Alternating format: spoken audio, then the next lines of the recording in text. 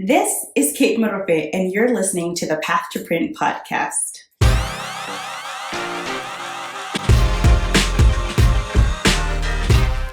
This week, we have our second guest episode on a segment I knew I would have to have on the podcast and call Lifelike. Lifelike episodes are all about looking at writing representation that actually matters. We'll look at how our cultures define and influence us as creatives, but also show that culture or ethnicity and race is not a monolith and that everybody has a different way of connecting to it and expressing it. Me and my guest will talk about our core traditions, customs, and beliefs, as well as point to moments of being and feeling seen in media and celebrating the things we love most about who we are. Today, I'm joined by an amazing author and friend, someone whose romances give me all the old school woo and charm I've been yearning for. Someone who's not afraid to quietly challenge the status quo of not really having already rooted African or African American characters in romance novels. She loves summer thunderstorms, Barbara Cartland novels, long train rides, hot buttered toast, and copious amounts of cake and tea. She writes glamorous, escapist tales designed to sweep you away. When she isn't writing, she's a reference librarian and a scholar of American romance publishing. Her hobbies include collecting vintage romance paperbacks and fantasy shopping online for summer cottages in the north of England. Welcome to the podcast, Jadesola James. So, for the people who don't know you or haven't read your books, you want to introduce yourself? Yeah, absolutely. So my name is Jadesola James. I am a writer for Carina Press and for Harlequin Books. Specifically, Harlequin Presents right now, which is one of the steamier lines, very dramatic, very sort of fairy tale based, lots of armchair travel. You know, you're going from here to there to everywhere, people from different cultures and different experiences. So that's a lot of fun to write. I live in the UAE with my family, which you may hear at some point. You know, I have my fingers crossed that you won't, but you know, little sounds might creep in. So excuse that if it does happen. And I'm very excited to be here. Yay! I'm so happy to have you here because I know we talk about this a lot. Like even the other day, and Fortune was like, y'all should have just recorded this as the podcast episode and it would have been a wrap. And I was like, she makes a good point, but it was too late. Exactly. But, you know, one of the things when I was doing my podcast was that I wanted to have a section where we can talk about how to make representation that matters. And one of the things I love about your books is that you have these African characters who are very rooted in their culture. So I was like, of course, I have to invite her to the podcast as my first guest on this segment because, like, you are slaying. And let me tell you, I did a little sneak peek of your upcoming book in March. Oh, I'm so hyped. I'm excited for that one as well. I'm very excited for that one. And the cover is stunning. They really knocked it out of the park with that cover. I have to give Mills and Boone and Harlequin like all the props. They really did an awesome job with it. You know, for those who aren't as familiar with the process, when you get to a certain point in your manuscript and it looks good, you know, everything's moving along relatively smoothly, your editor will ask you to fill out an art fact sheet. So they're asking you to give them examples of skin tone, hairstyles, backgrounds, you know, what you might want on your dream cover, and they deliver as best they can. And you know, sometimes it doesn't always work out the way you envision, but for basically every single one of my covers so far, Harlequin has done an amazing job. So I was like, yes, this is them. Listen, you're giving me opulence. You're giving me snatched. You're giving me drama. I love it. It's so good. Thank you. So let's talk about culture then, lady friend. So one of the things I love in your books is that you will always have that like one scene where the character is like, I'm Ghanaian, I'm Nigerian, I'm this, like straight up, there's no messing around. It's not like I'm black and kind of waving around the topic. They just say it. This is who I am. This is what I speak. This is what I eat. This is what I do. Choices were made, clearly, ma'am. I think it's because I personally am and I'm Nigerian of Yoruba ethnicity. I have people in my family from Ghana, from Eritrea, from other countries on the continent, all the way from the top to the bottom. And I just think it's so important and it's just so special to realize that Africa is not a monolith. Like, even within the country of Nigeria, you have different ethnic groups that speak different languages, that eat different foods, that throw shade at each other in different ways. They're just all these little subtleties and nuances. And I think that sort of traditionally in writing, when you had a character who was African, or you had a character, coming from the continent or coming from a different culture, it was their relation to Western culture that was most important. But, I always find it fascinating when you have two characters who are from Africa, or who are both African American, or who are um, African Canadian, or, something like that. And then you see the different nuances even between those two. My two characters in um, the Royal Baby He Must Claim, which is the one that's upcoming next March from Harlequin Presents, are from two different tribes or ethnic groups, whatever term you would want to use. So they don't speak the same language. They have slightly different customs. And while they understand each other's customs, they're still navigating that scope a little bit. And that's just something that's incredibly fun and incredibly interesting to write. And in the case of another one of my books, The Swedish Charade, which was from Carina Press, and that came out last summer, we have an Eritrean character, but who didn't grow up in the West. She grew up in the Middle East. So that's another just acknowledgement of the diaspora and just how wide and how varied and how amazing it is. And you have these characters with this basis of culture, but even within itself, culture has layers. You're not going to meet three people from the same country, from the same region, even from the same town, with the same experiences. And I try to capture those nuances in my books as much as I can, and as much as makes sense for the story. I love that. And you're making it so hard not to talk about the new book because I'm the worst with spoilers. So let's dial it back to your previous Harlequin Presents, which we can talk about because it's been out for some time. Y'all, if you haven't read it, that's your fault, not mine. So go read it first if you haven't. Like, yeah, so that no spoilers, but I'm warning you now. But one of the things I loved about that was that you had Kitty, Yes. who is Ghanaian, but predominantly grew up in the US. Yes. And I completely related because, born in Botswana, but like left there when I was 5 years old. And we go and visit, but like it's not the same. It's not. So it's not. It's so not the same. So It's just. the thing I wanted to ask you is that do you ever have conversations with your parents who are like, oh, we've raised white children, or like we've raised like rich kids, because like the whole point of them working hard was so that we can have opportunities and stuff that we don't like they didn't get to have growing up. But then like we got raised in these other cultures, and then sometimes they're like, what happened? Like, where's the dissonance? It's funny. I call it almost a catch-22 because, they bring us to the United States, they send us to schools that are, depending on the area you live in, like predominantly American or predominantly white.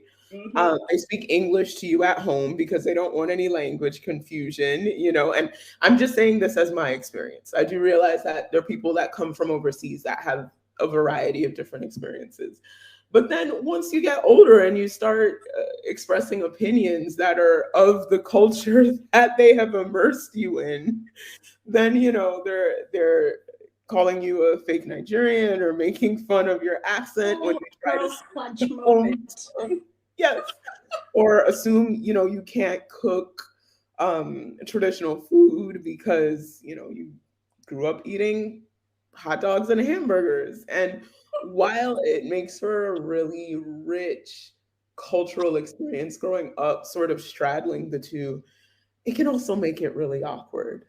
You And know, um, frustrating. you have those moments where they're calling you to speak to, some auntie in back home who you literally haven't laid eyes on since you were 5 years old, and they ask you how school is and what you're doing, and they make fun of your accent, and then there's the awkward silence, and then you finally get to hand the phone back to mom and dad, and move on with your life. And it's just little moments like that, um, that I enjoy exploring and enjoy capturing, because I can say, for myself, I'm Nigerian, but what does Nigerian mean, right? It's very individualistic.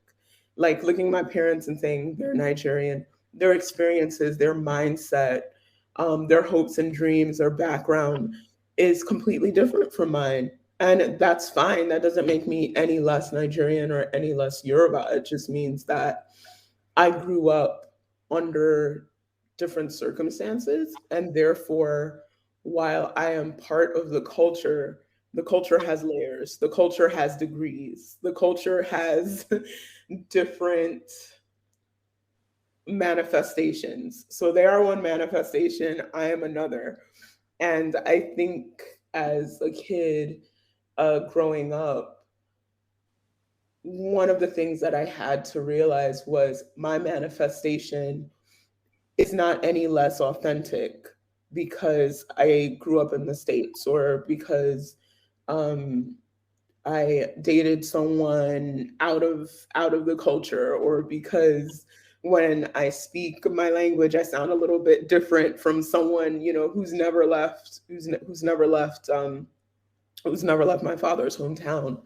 And that's fine. It's beautiful, and it just makes for some really cool interactions if they're looked at, and if you're able to portray them in your fiction. I love all of that because that's practically me. Particularly like growing up, in our culture, it's very matriarchal. So, like, as soon as my mom had kids, my grandma's like, I'm going to take care of them. And so for me, it was never mommy and daddy taking me to the bus stop or like whatever at school. It was my grandma. And people are like, why are you bothering your grandma? I'm like, listen, okay, we are not holding her hostage. This is just how we do things. And like, all those moments, it's hilarious. But yes, definitely, I feel you on the whole, learning to accept that your version of your culture is equally valid. Because, like you said, you have those aunties and uncles who be like, ha ha ha, did you hear what she just said? She didn't conjugate that verb correctly. And I'm like, I literally speak this language for maybe like an hour a day. Like, Yes, I'm doing if okay. that. I'm doing okay. Yes, if that. Or they say something shady right in front of you, and you're just like, I understood that. Thank you very much. like I understood that much. I may not be able to, translate word for word, but I heard what you said, ma'am. I, I can summarize that tone. Thank you. Yes. And, using it as a point of celebration that we're also different instead of a point of criticism, I think is something that's really important, and something that the next generation understands. I have there are people who are my age. My kids are quite young, but there are people who are my age that have middle grade and teenage children, and the way they relate to them is completely different from the way my parents related to me, or older relatives related to me. And I'm really glad to sort of see that trend, and that push towards acceptance of the fact that we're all very different, and that's okay. That's fine. It's that intergenerational shift because I think for our generation, too, culturally speaking, even if you are like still in Botswana or still in Mhm. Nigeria, there's that generational divide. of like, oh, you young people are so outspoken. When my father told me this, I would never question the word why did not exist in my vocabulary. Okay, like delete it. And I remember the first time I asked my grandma why, it was all the aunties knew by the end of the day because she picked up the phone. She's like, you never believe what this child just said to me. She said why. Okay, but there's like, so there's the intergenerational stuff, and then there's of course the intercultural stuff, which is there's also the context. So you go to school and they're like critical thinking, so questions like why are so normal, right? So you don't even think about like, if I ask why, oh no, it's gonna be a Am I going to whole get new it? Yeah. thing, like You won't like the answer you get. And it's funny, just sort of the self-censorship that you do for yourself, and um depending on who you're talking to. There are relatives that I'm freer with about my opinions. There are relatives that I'm just like, okay, yes, ma'am. What? Yeah, sure. Whatever you say. And that, just that level of relating to people is something that I think is very human. yeah. It's not even intrinsically African or intrinsically, any one culture or anyone country. It's just something that's incredibly human. And it gives you a chance to explore the psychology of your characters in really unique ways as well. I love that. So one of the most relatable moments, speaking of people throwing a big shade, was in the Swedish charade. There's that scene, and Delicia is in the car, and the driver is running his mouth about her. Oh, That scene, that was like basically summarizing half my trips every time we go back to Botswana. And like, I don't know what about me says you don't belong here, but strangers at the gas station will be like, look at them white people. Those big Africans, what are they doing here? What do you suspect they're doing here? And I'm like, one, I'm not that interesting, but two, can you mind your own business? exactly. It happens. It happens. Oh, I have my own stories. I can tell, definitely. And you sit there and you're listening, and you're like, okay. And And then that moment, there's always the question of, should I say something? Should I not say something? Should I start some drama here? And then, they kind of just jump, and they're like I have a cousin of mine. She was going to get her hair braided, and the ladies braiding her hair were Yoruba ladies, and although she grew up in the United States, she understands Yoruba like very well, and they were basically talking about her and how big her head was and how long it was going to take to braid her hair.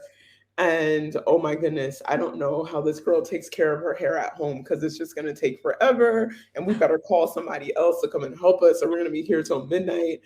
And she said at one point, she just busted out laughing because it was just so absurd. And that was how they found out that she could understand. And they all had a good laugh over it. And she gave them a hefty tip, in the end. But she was just like, come what? on.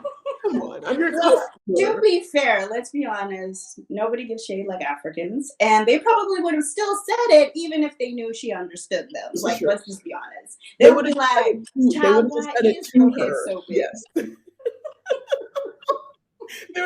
That was why there was no embarrassment in getting caught. They're like, well, your head is big. Like, what do you want to She's like, it's a fact. Where's the lie? It's true. It's true. It's true. And she's like, I mean, it is. So but yeah, that scene was definitely born out of some real life experiences that I've had. And one thing about uh, us culturally is that we're very opinionated. At least in my country, I always say I speak for myself and not others. And this is a huge generalization, one that is generally true, but again, huge generalization. But very opinionated and not shy to share those opinions. So, Mhm. and it's so funny because people from another culture might read that as a lack of tact, and even I sometimes see it as a complete lack of tact. But culturally, it's considered forthrightness. This Mm-hmm. is my daughter. I can tell my daughter anything. This is my daughter by virtue of us being from the same country or the same place, or this is my sister, or you know, uh, it's just that very familial relationship that you immediately get with someone from the same culture as you, same town, same ethnic group, and they automatically think they can, give every opinion there is of your life. So I think part of writing and part of good editing, if that moment is integral to the story, is exploring not only the fact that it happens and it's funny, sometimes it's just as simple as that, but also kind of like the mindset behind it. So those who are more unfamiliar with it will not only see the action but the motivation.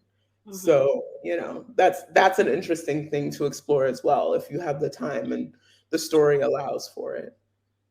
I love that because Kemi and her sister react, like interact on that level.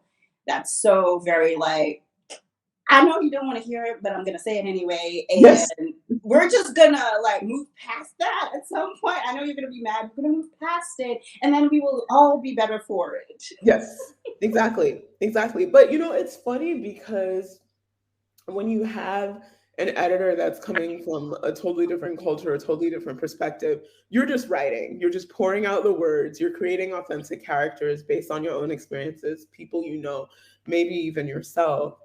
But, then you get a note like, why would he say this? That's so mean. Or why would she take that from him? Or, um, I don't think, readers are going to react to this in a favorable way because of A, B, C, and D. And it's just so important for me as a writer. I don't invalidate the comments of the editor because, it's coming from a place of, I read this and this was the reaction that I had. And that's 100% valid. But it does make me more careful to not explain. I don't need to explain or apologize for my culture or the way it is. And it's not an anthropology text. I'm not going to get into the bullet points of the wheres and the whys and the whats, Mm-hmm. but just making sure that the reader is looking at this person who's doing this action or who's saying this thing um, as, gosh, how do I even put it? Like making sure the motivation is clear, even if it's not always agreed with. Yeah. So One of the that's things something. I always say is if you know, right? And I think sometimes when we write books, we're not necessarily writing for everybody. We're writing for the people who will see themselves in that character, the me and Kitty kind of dynamic where I'm just like, yes, girl, I feel you. Like I I know what you're feel going that. through. If you know, right? Like, Yes. and so, yeah, I think it is really important to balance that. Yes, okay, Absolutely. yes, you want other readers to get the sense, but you don't want to water down for the person who knows either, right? Because it's like having your own culture be read back to you in like a filtered kind of way is Yes. equally annoying. It ooh, yes, definitely annoying. And as a reader, when I read, books with representation from different cultures, different countries, and there's a character that it does something that I don't understand, it's also important for readers not to outrightly condemn a character because the mindset doesn't match theirs, or because they don't understand the motivations, or because they have never experienced that or seen that themselves. You're there as a reader, you're there to read, to observe, to accept what the author is telling you. So, editors have to find that balance as well. Mm-hmm. But I always think about you and your work, Kate, and the fact that, I mean, let's be honest, we're all singing for our supper. Mhm. We're we're writing for a market, and especially in romance, that market has certain expectations. Yeah. So, just some of our conversations and some of the wonderful books that Karina Press and other publishers have come out with that show very multifaceted and very diverse characters. It does make me think of a sort of delicate juggling act you must have as an editor when it comes to letting the characters be the characters, but also adhering to the expectations of the genre. Yeah. And I know we have a lot of conversations about how to manage and or change those expectations with time, right? Like one of the things, I'm always saying is like, it always feels like those expectations are a little outdated. They're getting better, but they're I agree. still way further back than where, we want to write. We want to see books come out and not have. And this is why I'm so excited for this like book that you have coming out, because I felt like you punched through a whole ass wall with that one, like right from page one. And I love it because I Thank was you. noticing like your prior two books, you start the opening sentence, it's always kind of like a contrary statement. This is what it normally is like, but this is how today is different, right? But with that book, you did not even play. She said, this is where we're going. And you just kept going forward. And I loved seeing that in your writing because to me, it made me feel joyful that I'm like, I could tell she loved writing this so much. Did. I did. Um, and the book was a joy because I was writing a book set on the African continent. They never left. They never go Mhm. anywhere else. They're in Nigeria and they're in the Seychelles, and just being able to write a story that is wholly African, but showing these characters still delivering the presents promise, as we call it. That was something that I truly enjoyed as well. And there are many, many, many Nigerian writers who write romance who do it exceptionally well. They never leave the continent. In fact, some of them never leave the country of Nigeria. And there's just these beautiful, complex, sexy, opulent stories that are just set in the heart of our culture and where we come from. So I took inspiration from a lot of those writers from back home and giving myself permission just to write something that was true, that was authentic, and that would not have to depend on whatever it is that's happening in other books or in other experiences or on other continents to tell my love story. So Mhm. that was something that I really enjoyed with this book. I felt that joy, like just it just sucked me in there. I was like, "Get up, ma'am." And then you didn't even tell me the book was coming, and I was like, that was rude. But still, I'm like, you are forgiven because you have given me this gift. Well, see, you're already on the inside, so you have all the hookups. The tea has already been spilled for y'all. That does not get you a free pass, ma'am. I love it. I You're love cute, but you're not that cute. Mm-mm. it. I love it. Oh, But one of man. the things I really love about how you write, particularly going back to finding that middle ground between writing your very culturally rooted characters and yet like still making sure that you show that motivation so that somebody who's not from that culture can still understand where they're coming from. And I love how they're like it's almost like you tell the story of your characters arcs from two points of view. There's like their personal point of view, which gives you all of that rationale, like this is why I'm doing this, and these are my motivations, and this is why it's so important to me. But then it was like when you get into the love interest point of view, That's like when you throw the biggest shade I've ever seen. Like, she ain't shit. She thinks he's hot. Like, all of it. Like, I'm just like, okay, so ma'am said I'm going to give you the good, the bad, and the ugly in these two POVs. And like, and I love it because at first, like, I'm sure for a lot of people, like, the first time they read it, they're like, that was rude. She's like, and I'm like, how are these people going to get together? Because she's like looking at him with all the shady eyes. And then over the course of the book, you're like, you're shady, but I still like you. And it happens in this sort of gentle way. And I think it's important for two reasons. One, because your characters are very unapologetically them. But also, two, there's kind of like this, I don't know, we've fallen in a pattern in romance where people kind of have to accept just the good. Yeah. And what I love about your books is that you like front load the bad so intensely that you can't even forget that this person is human. They have a horrible past. They did some shady things. Lawrence, sir. Yeah. Lawrence, particularly, sir. He's a hot mess. He was a hot mess. He's still a hot mess, but he was worse when he was younger. And he's like, yeah, I admit it. But Kitty knows. There is no, when she sees him and she's like, oh, is that who I think it is? She already knew. It was like, I can't stand his entitled ass, no way. But like, what I love seeing them is that you kind of force them to grow more as characters, because it's like, I have to set aside that my initial dislike, my initial feelings for you because of all the things that you've been doing, but get to see my weaknesses and why am I offended by what you did too, right? Like, that balance. I love it.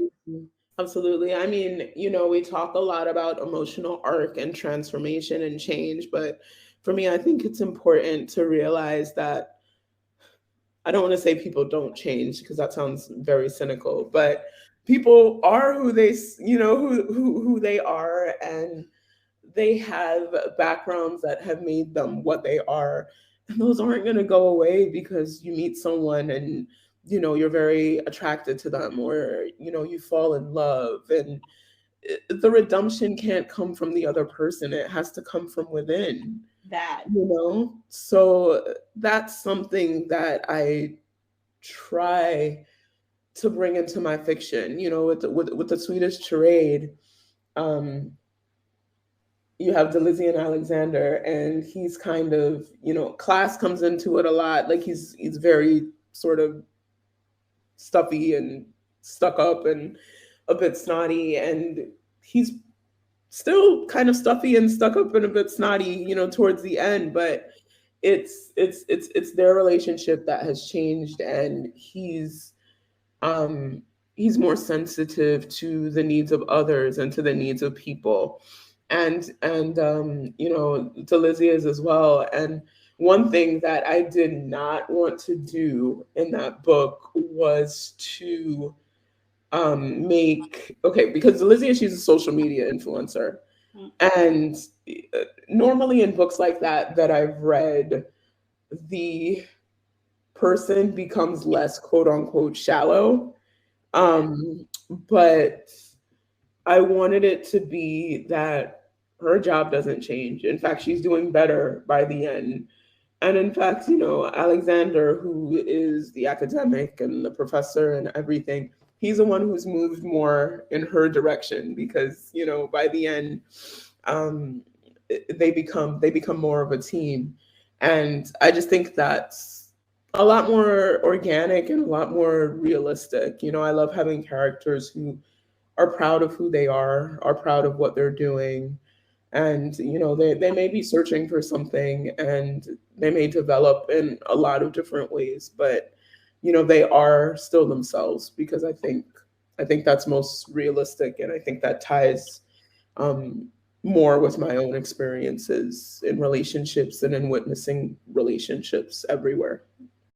I love that, because when I read Redeemed by His New York Cinderella, I was like, was he though? Was he redeemed by her? Or did she just, was she the catalyst for him to do all the hard work so that he can redeem himself? Because I'm just like, homeboy was looking for a chance of redemption the whole entire time. He just had no reason to actually do that work, or no effort.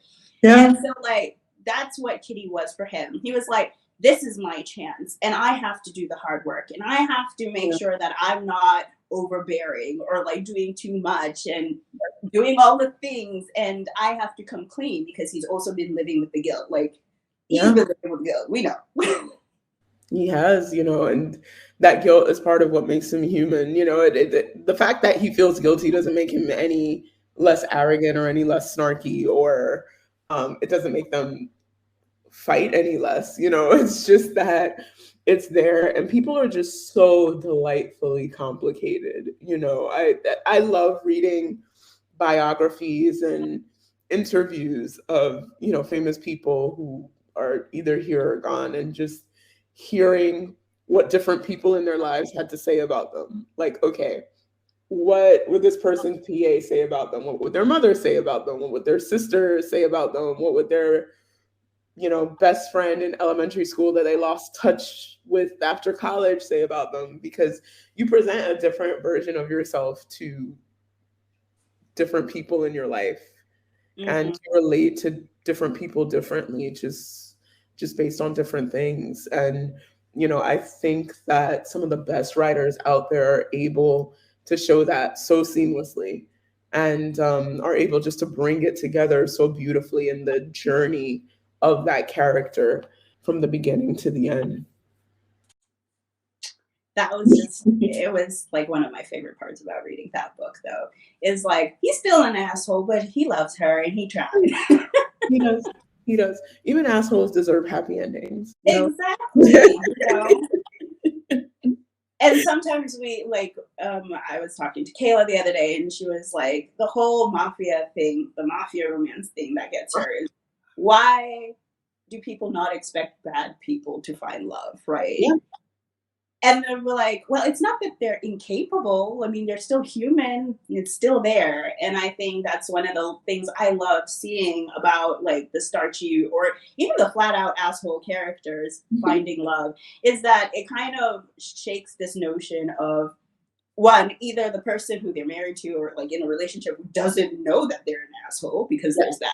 But also, too, that, yeah, well, they're an asshole, but they can still be in love. And it doesn't make them any less worthy of that love. You don't have to earn love in that way a lot of the time. And I think that's like what was like so magical with their relationship. Exactly. You don't have to earn love by starting out as an asshole and turning into a cinnamon roll. Like, it's Exactly. to me that progression isn't always realistic. I love cinnamon roll romance. I will read it. I will devour it. It's like drinking a cup of hot cocoa, like on a winter's day. It's just lovely, and it's warming and it's charming. But I don't feel the need to redeem a character by turning them into the exact opposite of who they were in the beginning. I think that I've succeeded if I can take this character with their flaws and with their problems and with their issues, and give them layers and give them a journey that shows that almost anybody can be a noble and a deserving partner in the end without losing who they really are. So yeah, it's kind of hard to explain, and sometimes it's even harder to write, but we try. Yeah, you do it. You do it. Don't say you try. You do it. You've done it. Exactly. And so, even tying that up with the happily ever after is an interesting concept to me in and of itself, because what is happily ever after? Happily ever after doesn't mean no more disagreements or no more clashing, or a partner never saying something hurtful to you again, or you never poking a sore spot. But it is, to me, a melding of a union, a melding of the two minds, of understanding the mindset of the other person and of wanting the best for them. regardless of personality, regardless of, character trait, regardless of background, regardless of origin story. And, just letting two imperfect people come together and love each other and navigate those bumpy bits because they feel that, their love is worth it, To Yeah. me, that's really special. I think for me, I think happily ever after means commitment and trust, right? Committing to weathering all the bumps, all Mhm. the arguments, all the times when your ego gets like too big and then you piss me off, all of that. Yeah, Commitment to seeing past that and, committing to building something together in a relationship, but also trusting that you'll do the same. You will commit to me the way I'm committing to you, right? It absolutely. doesn't necessarily mean we have to get married or have kids or Mhm. trappings, um, but really dedicating my emotional space to you as another person who I want to be in a relationship with, and therefore I will continue to try and make effort to maintaining that relationship, even Absolutely. if it means sometimes I have to acknowledge that I'm not good at this, or I am very bad at this, or I could do X better. It means that I will still try, even on the days when you fail. No, you're absolutely right. And, just acknowledging that um the happy ending fantasy, is not built on tangible things. I feel like, like children Mhm. or the big house or, going around the world together, being the world's most ideal couple. It's based on things that are a bit more intangible, a bit harder to express.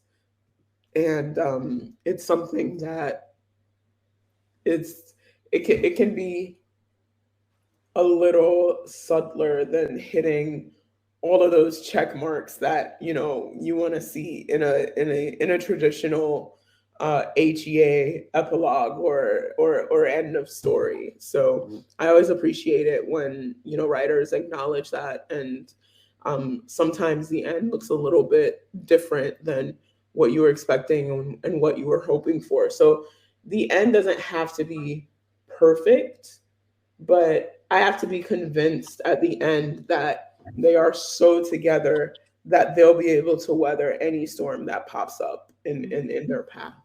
And if I'm convinced of that, then to me, that's a happy ending. Yeah. I love that. That's so amazing. So, going back to culture and Mhm. traditions, because I had to ask after Redeemed, which is best, Ghanaian jollof rice or Nigerian jollof rice? Ooh, you're gonna make me start trouble up on this. I mean, it obviously is Nigerian jollof, but there's no contest there. However, I will say I do enjoy Ghanaian jollof quite a bit. I know how to make it. I'm sure it tastes better because my Nigerian hands are the ones doing the seasoning, but I do know how to make good Ghanaian style jollof. Don't come for me, y'all. Don't come for me. That was the most diplomatic answer. She's like, I love Ghanaian jollof rice made by a Nigerian. Thank you.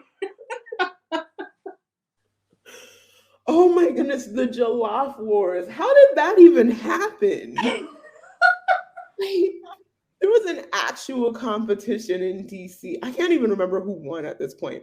I just remember looking at it on IG and I'm like, it's gotten ludicrous at this point. Like, He's like, can't both of them be awesome? the memes, the TikToks, and then Senegal is back there going, "Well, we invented it, so both y'all." And everyone's like, "Ain't nobody listening to you, Senegal." Like, yeah, Forget you, Senegal. To be like, you might have invented it, but we own it now. Thank you. right. And it's funny because like one of the first things anyone will say to me, if they're like, "Oh, where are you from?" and I'm like, "Oh, I'm Nigerian." They're like, "Ooh, jollof," and I'm like, "Yeah, yeah, it's jollof." Well, I mean, of course, there's so much more to Nigerian culture than jollof Of rice. course. But jollof is a delightful legacy. We do it and we do it right. I That mean, nice smoky taste. Like, Oh, and then other countries whose names I will not mention, they put like meat, vegetables in there. I'm like, no, that is not jollof. That is jambalaya. Okay, like let's get it together here.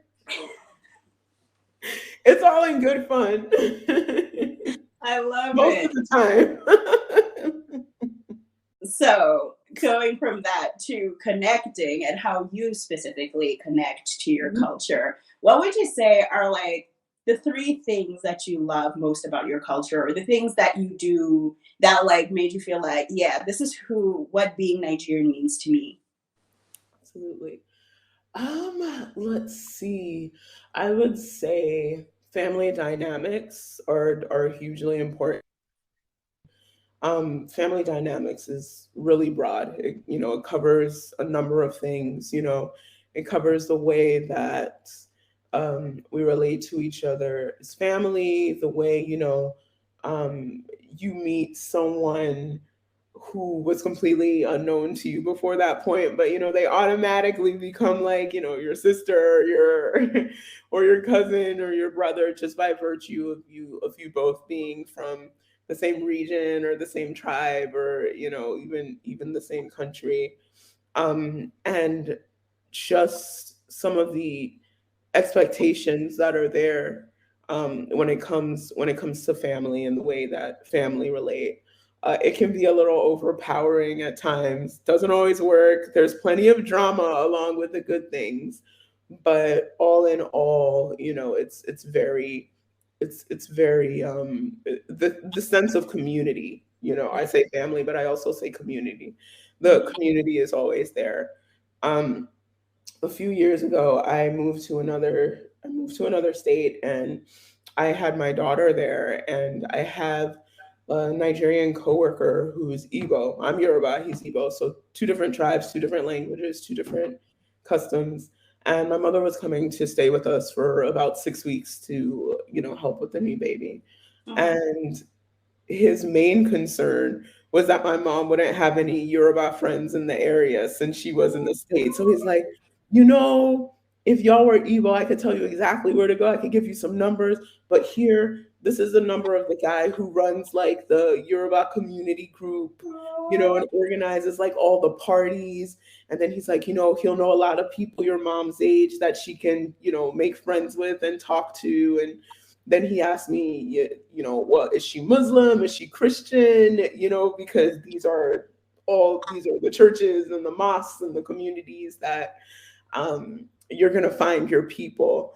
And it's just that expectation that no matter where you go, there will be a community there that will welcome you, with open arms and introduce you to the ins and outs of that country or that city or that culture. And it's been the same everywhere I've lived, both overseas and in the States. You get there immediately, meet another person from Nigeria, and they automatically point you in the direction of community, whether it's through a church, whether it's through a group, whether it's through a community center, whether it's through like an official body that you can join, a listserv.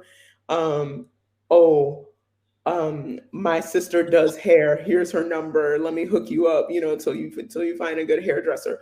Or this is where you get, all the black hair products. Or if you're looking to buy wigs, this is where you go.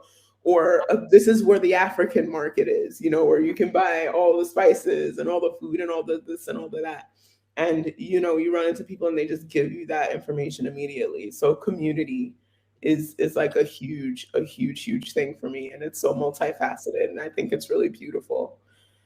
I think another aspect of culture that I enjoy, I guess that can take the number two and the number three spots just because they're so fun, are music and food. I mean, and with books, and especially the types of books I write, there's a lot of opportunity to get into detail about hairstyles and music and food. Harlequin presents in particular, they depend on a lot of sense words and sensory images, and the books themselves are very sensual, not necessarily in a sexual way, but in just bringing the reader into the experience. So you get to explore the tastes and the textures and the smells, and the way someone's hair looks, or how they tie their head tie, and how it sets off like the glow of skin, and the way music weaves in and out, of a small space where people are dancing. There's just such opportunities for such beautiful descriptive passages.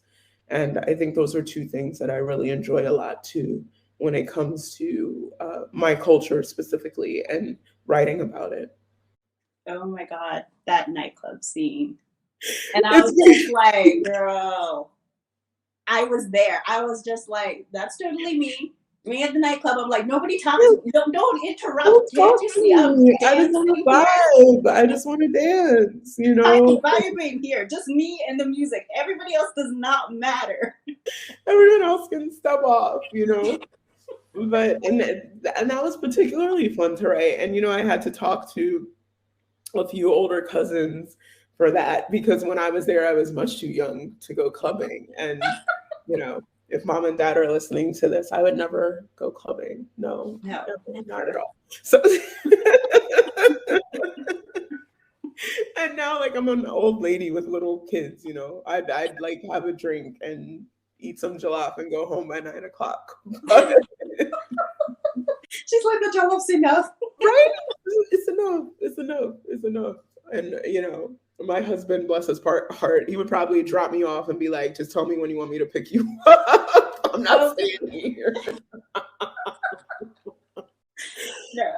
Like, you just saying that reminds me of when I was younger. And it's funny because when I was younger, I was like, I started college early, but for some reason I was doing college things at a younger age. So I did go out dancing, and my sister would do the same. She would just drop me off, and she's like, you know what, just call me like every hour just so that I know you're okay. And then just let me know when you're ready to come home, even if it's at 4 o'clock in the morning. Mm-hmm. And like by the time I turned 18, I felt so old because I was like, I had enough.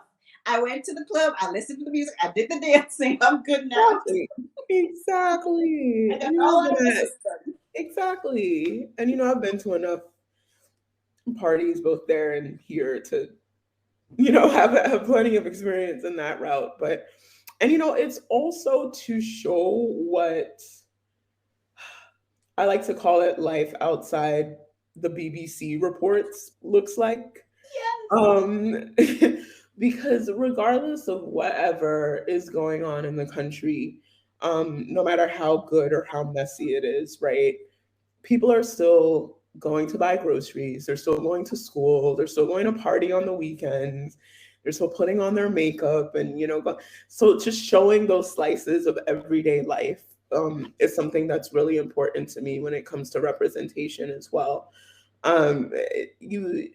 I don't want to use my country or my culture as a big dramatic plot point unless the story calls for it. Like, they're there, and okay. Now I have 2 questions because like, you're bringing me so much joy right now. But first of all, I was gonna say that I love how you're not afraid to show the darker side either, right? Especially because it's like Harley Quinn presents, and it's the glitz and the glamour and opulence and affluence as well. Opulence and affluence, they got all of it. Exactly. They've got all of it. They got the money and the gold. But at the same time, I love how, especially in your upcoming book, that it's very clear that that doesn't always protect you. That doesn't protect you from what's actually going on outside of your house. And, sometimes you can be too protected by that. And once like that curtain has been removed from your eyes, you have to learn to find balance again, right? Like, you still want to be like, oh yes, I like my opulence and my affluence. Yeah. That's nice. But at the same time, you still want the freedom and the ability to do things, but you want to do it in a safe way. Yes. And I think that opening scene really, again, brought back to me going out clubbing, and my sister's like, I want to give you this freedom, but I don't know what else happens because, it was surface paradise, okay? People were getting glassed and all kinds of weird shit.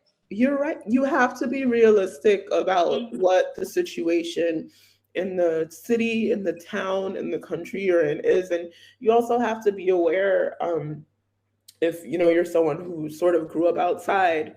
My upcoming book, these are both like proper Nigerians, grew up in Nigeria, but they're like poor little rich girls. They're very sheltered, they're princesses. They grew up within the walls of a palace, so they're not necessarily as street smart as a girl who might have grown up in the big city and goes partying every weekend. And they're aware of that, and they're aware of the dangers that are particular to any big city. But then again, there's some specific dangers that are particular um, to Nigeria and big cities in Nigeria, and to women who are there. And I didn't want to shy away from those either. So it's like, live your life, but live it with the awareness that, okay, this can happen.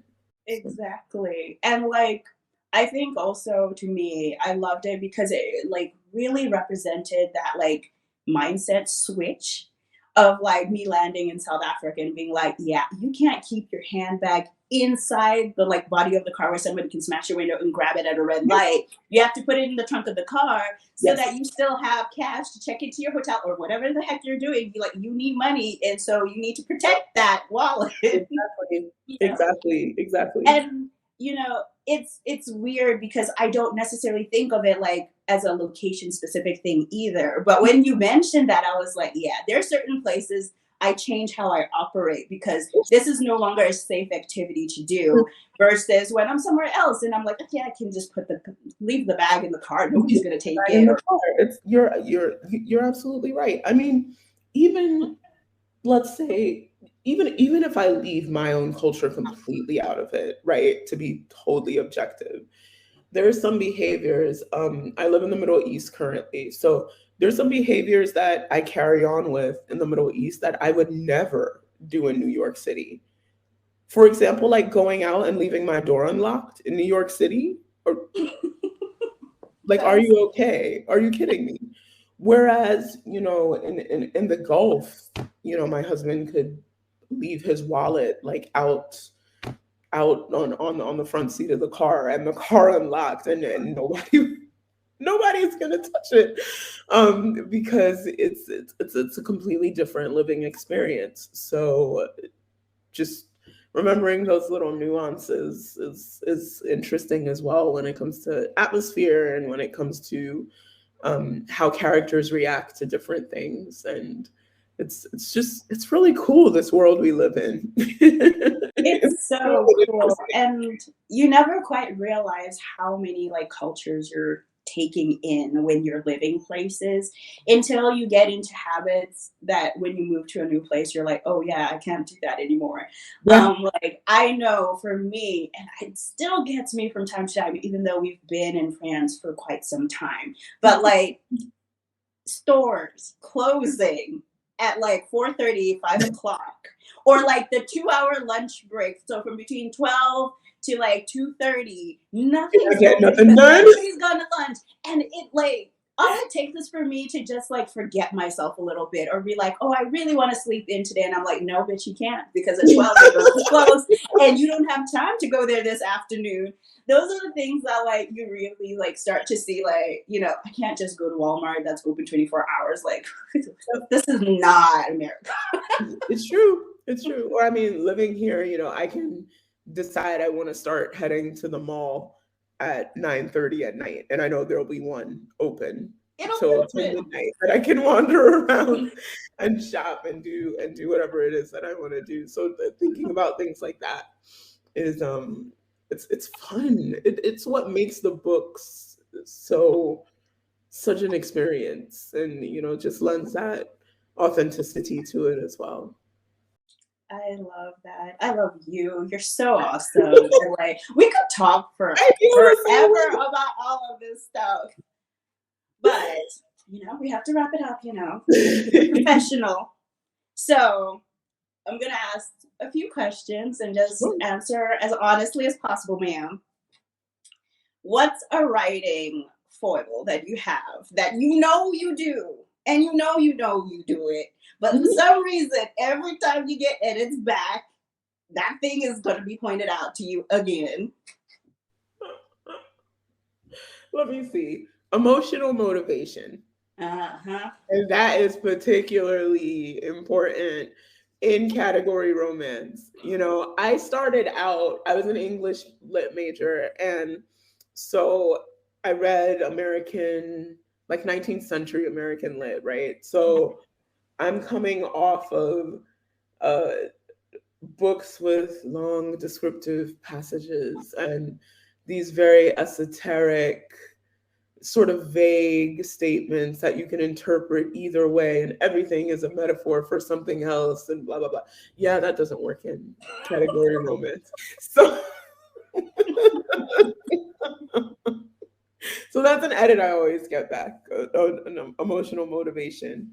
My editor now, she's absolutely lovely. She's like, they can do whatever they want. Like, I don't care, but I need the emotional motivation for it. I need to know why. The readers need to know why, or you risk losing sympathy for the character. So that's something that I've learned over the past year, just writing more and getting better. I love Hopefully, knocking on wood. You do.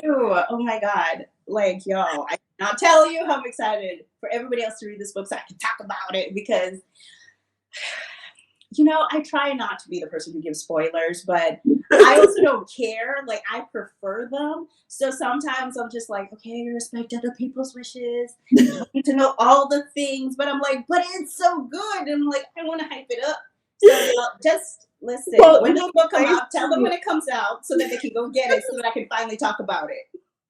The nice thing though about A Harlequin Presents is they're gonna end up together in the end. So that's not a spoiler. Okay, but I feel like you're like oversimplifying what happens in the book. It's a lot. And then they end up together. Like, that's the footnote. Like, yes, we know we're gonna get there, but the journey there. You know what? I'm so glad you said that. That's something that's like so encouraging to me, because the journey to me is the most important, especially when you're writing a book where it's assumed there's going to be a HEA, their journey there. To me, that's where all the complexity lies. That's where all the, that's where all the fun is. That's where all the juicy things are. So I'm just saying that meet cute. And when they're waiting outside, and I'm gonna stop talking, but I was just like, and then I'm like, oh fuck, this is where the sneak peek ends. God damn it! God damn it! I can't say anything. I did just get my ARCs. So, bloggers, anyone, if you want to read, let me know. I'll shoot one your way so you can satisfy your curiosity. Y'all, do it. Like, sign up. Do whatever she asks you to, because you need to read this book. I cannot recommend it enough, y'all. Like, Okay, let me shut up before I say something else. Okay, what was your moment where you're like, legit, I'm an author now? Ooh. You know what? I think it was holding the paperback version of Redeemed by His New York Cinderella in my hand. Really? I was in Connecticut, and I just sort of meandered over to romance, and I looked at Harlequin Presents, and there it was on the shelf, and like I pulled it out, like I held it in my hand. There's just something about the physicality of it that makes it feel so real, and there's just something about seeing it in a bookstore as well, where you're just like, wow, I did this. I love that, because a lot of people, it's like, oh, when I got the cover, or like when people could pre-order it, like it's in the world, or like once ARCs went out, like, and people were reading it and they were getting feedback. But I love that. I Yeah. love that for you so much. It was a very material culture thing, I'm a librarian, so we're all about like the touching and the pages and the, all of that. So that was my moment. I welled up a little bit. I was like, Okay. I'm just waiting And for the day I see someone reading one of my books in public. And now that I think will blow my mind. Yeah. yo, that would be amazing. Like, I mean, I still love seeing things like on Instagram and stuff, but like, it's not quite the same as, and then like, then you don't want to do the awkward thing of be like, I worked on that book, or like, I wrote that book. Exactly. But just be like, can I surreptitiously take a picture of you reading this so that I Exactly. I I made want it? to see someone like on their way back home from work, like with a paperback in their hand, or visit someone's house and like see it, sitting on the table or something because they're reading it, and not because I gave it to them, because they actually went out and bought it because it looked good. So one day, wishing and hoping, dreaming and praying. It's gonna happen, and you're gonna freak out, and I I'm will. gonna be like, "That's the book, y'all." I'm gonna be that embarrassing person who's like, "Shh, that's okay. You'll forgive me, I promise." Okay. So, Oh, what's one tool or resource? It doesn't have to necessarily be a book. It could be like a piece of tech that like really enhances your writing process or has like made you a better writer. mm. You mean like when it relates to craft? It could be craft. It could just be like a program you like using just because it makes your writing life easier and works in your process. Anything. It can be anything. Absolutely. So, a tool that I really enjoyed, a lot of writers have used this. Save the Cat writes a novel, really Mhm. broke down, novel structure to me. Um, and there are a lot of category romance beat sheets and books that are really helpful. Sophie Pembroke has a guide on outlining on her website that I found extremely helpful. And also, this might sound a little cheesy, but the authors that I totally fangirl, I read and devour their biographies and interviews like vicariously. Like I can't get enough. So I'll read and then try to gain an understanding of their process, gain an understanding of how much they write every day, how they manage it, their relationships with their editors, things like that. And sometimes you find real nuggets of wisdom in their words and in their interviews. So yeah, Love that. all those things.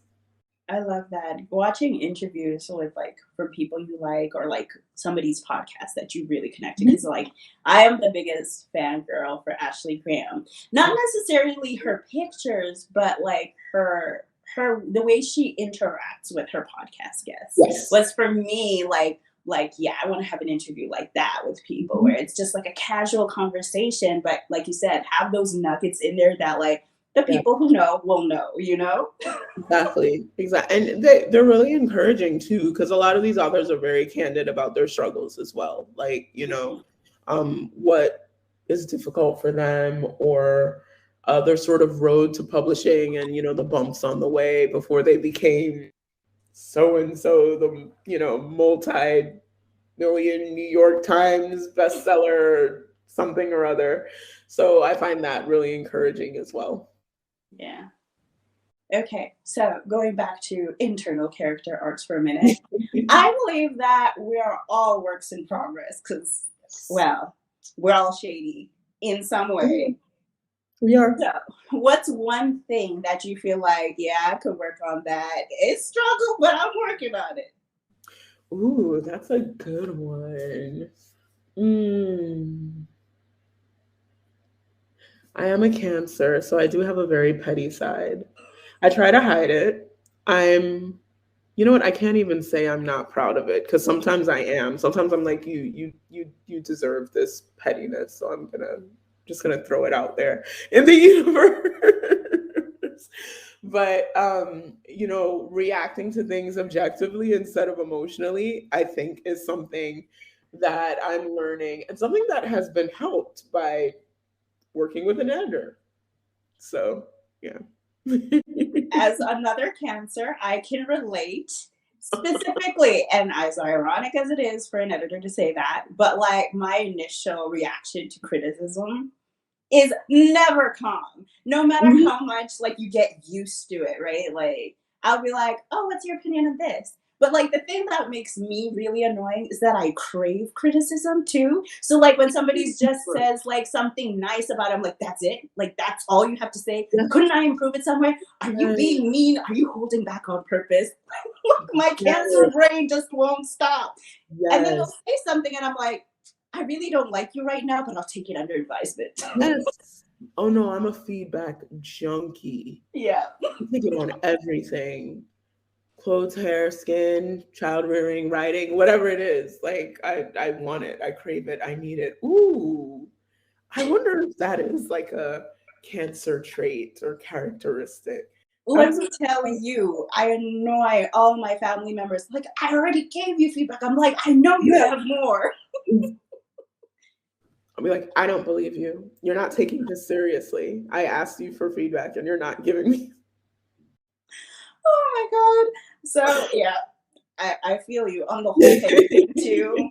You know, I know because on my blog I was like, oh my God, I love the concept of a spite house because Anna E. Collins has that new book out, right? Love at First Spite. And I'm like, oh, it never occurred to me to build somebody a spite house. And I'm like, that's next level.